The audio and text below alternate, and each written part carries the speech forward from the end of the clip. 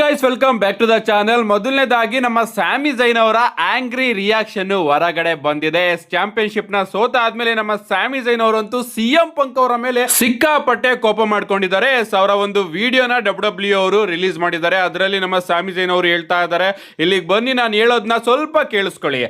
ಯಾವ ರೀತಿ ಆಗಬಾರ್ದು, 24 ವರ್ಷದಿಂದ ನಾನು ಆ ಒಂದು ಚಾಂಪಿಯನ್ಶಿಪ್ ನ ಗೆಲ್ಲೋದಕ್ಕೆ ಸಿಕ್ಕಾಪಟ್ಟೆ ಕಷ್ಟಪಟ್ಟಿದ್ದೀನಿ, ಇಂಚಿಂಚು ಹತ್ರ ಹೋಗಿ ದೂರ ಹೋಗಿದ್ದೀನಿ. ಅಂಡ್ ಫೈನಲಿ ಆ ಒಂದು ಚಾಂಪಿಯನ್ಶಿಪ್ ನ ಗೆದ್ಕೊಂಡು ಕೇವಲ 9 ದಿನ ಆದ್ಮೇಲೆ ಒಬ್ಬ ಬಿಚ್ ಬರ್ತಾನೆ, ಎಲ್ಲಿಂದನೋ ಬರ್ತಾನೆ, ತಿಂಗಳುಗಳ ಗಟ್ಲೆ ಡಬ್ಲ್ಯೂ ಕಂಪನಿಯಿಂದ ಹೊರಗಡೆ ಉಳಿದವನು ಬರ್ತಾನೆ, ಅವನು ಸಡನ್ ಆಗಿ ಬಂದು ನನ್ನನ್ನು ಸೋಲಿಸ್ತಾನೆ. ನಿಜವಾಗ್ಲೂ ಇದು ಯಾವ ಲೆಕ್ಕಾಚಾರ ಅಂತ ನನಗಂತೂ ಅರ್ಥ ಆಗ್ತಾ ಇಲ್ಲ. ಇದು ಮೋಸ ಆಗಿದೆ ಅಂತ ನಮ್ಮ ಸ್ಯಾಮಿ ಝೈನ್ ಅವರು ಮೂಲೆಯಲ್ಲಿ ಕೂತ್ಕೊಂಡು ಅಳೋದಕ್ಕೆ ಶುರು ಮಾಡಿಬಿಡ್ತಾರೆ. ಲಿಟ್ರಲಿ MF ವರ್ಡ್ನು ಕೂಡ ಬಳಸ್ತಾರೆ ಅಂತಾನೆ ಹೇಳ್ಬೇಕು ನಮ್ಮ ಸ್ಯಾಮಿ ಝೈನ್ ಅವರು ಆ ಒಂದು ವಿಡಿಯೋದಲ್ಲಿ ಸಿಎಂ ಪಂಕ್ ಅವರಿಗೆ.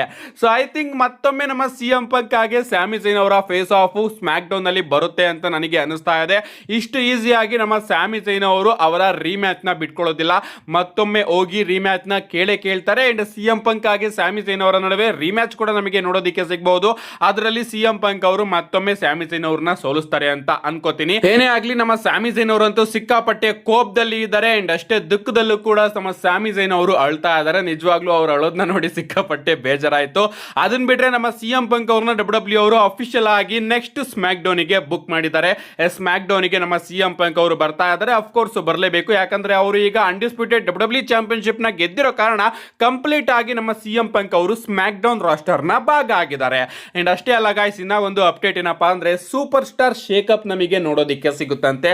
ಅಂದ್ರೆ ಸಮ್ಮರ್ ಸ್ಲಾಮ್ ಆದ್ಮೇಲೆ ಡಬ್ಲ್ಯೂ ಅವರು ಸ್ವಲ್ಪ ಸೂಪರ್ ಸ್ಟಾರ್ಸ್ ಗಳನ್ನ ಮಂಡೇ ನೈಟ್ ರಾ ಇಂದ ಸ್ಮ್ಯಾಕ್ ಡೌನ್ ಗೆ, ಅದೇ ರೀತಿ ಸ್ಮ್ಯಾಕ್ ಡೌನ್ ಇಂದ ಮಂಡೇ ನೈಟ್ ರಾ ಗೆ ಎಕ್ಸ್ಚೇಂಜ್ ಮಾಡೋದು ನಮಗೆ ನೋಡೋದಿಕ್ಕೆ ಸಿಗಬಹುದು.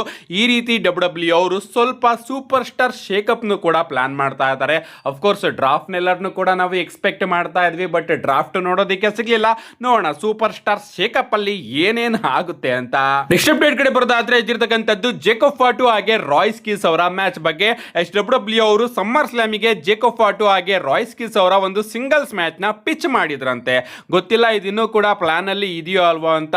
ಒರಿಜಿನಲ್ ಆಗಿ ಗಂತರ್ ಹಾಗೆ ರಾಯ್ಸ್ ಕೀಸ್ ಅವರ ಮ್ಯಾಚ್ ನ ಡಬ್ಲ್ಯೂ ಅವರು ಪ್ಲಾನ್ ಮಾಡಿದ್ರು, ಬಟ್ ಅದಾದ್ಮೇಲೆ ಆ ಒಂದು ಪ್ಲಾನ್ಸ್ ನ ಡಬ್ಲ್ಯೂ ಅವರು ಸ್ವಲ್ಪ ಸೈಡ್ ಅಲ್ಲಿ ಇಟ್ಟು ಈಗ ಗಂತರ್ ಹಾಗೆ ನಿಕ್ ಆಲ್ಡಿಸ್ ಅವರ ಮ್ಯಾಚ್ ನ ಪ್ಲಾನ್ ಮಾಡ್ತಾ ಇದ್ದಾರೆ. ಅದು ನಿಮ್ಮೆಲ್ಲರಿಗೂ ಕೂಡ ಗೊತ್ತೇ ಇರಬಹುದು.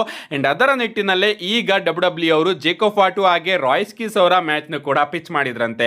ಎಲ್ಲವೂ ಕೂಡ ಸೆನ್ಸ್ ಆಗ್ತಾ ಇದೆ. ಇವರ ನಡುವೆ ಹಿಸ್ಟ್ರಿ ಕೂಡ ಇದೆ. ಅಂಡ್ ಅದರಿಂದ ಇವರ ನಡುವೆ ಪರ್ಸನಲ್ ಫ್ಯೂಡ್ ನು ಕೂಡ ಡಬ್ಲ್ಯೂ ಅವರು ಬಿಲ್ಡ್ ಮಾಡಬಹುದು.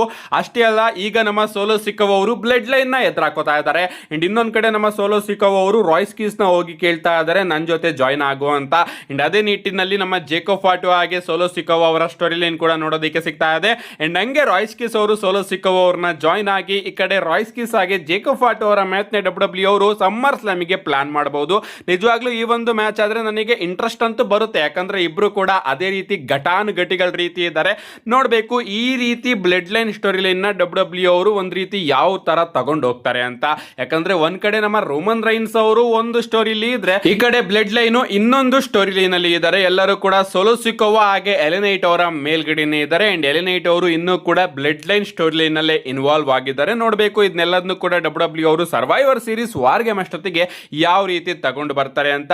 ನಮ್ಮ ನೆಕ್ಸ್ಟ್ ಅಪ್ಡೇಟ್ ಕಡೆ ಬರೋದಾದ್ರೆ ಇದಿರ್ತಕ್ಕಂಥದ್ದು ನಮ್ಮ ಸಿಎಂ ಪಂಕ್ ಹಾಗೆ ಕೋಡಿ ರೋಡ್ಸ್ ಅವರ ಬಗ್ಗೆ. ಅಪ್ಡೇಟ್ ಗಳು ಬರ್ತಿರೋ ಪ್ರಕಾರ ಸಿಎಂ ಪಂಕ್ ಹಾಗೆ ಕೋಡಿ ರೋಡ್ಸ್ ಅವರ ಸಮ್ಮರ್ ಸ್ಲಾಮ್ ಮ್ಯಾಚ್ ನ ಡಬ್ಲ್ಯೂ ಅವರು ತಿಂಗಳುಗಳಿಂದನೇ ಪ್ಲಾನ್ ಮಾಡಿ ಇಟ್ಕೊಂಡಿದ್ರಂತೆ.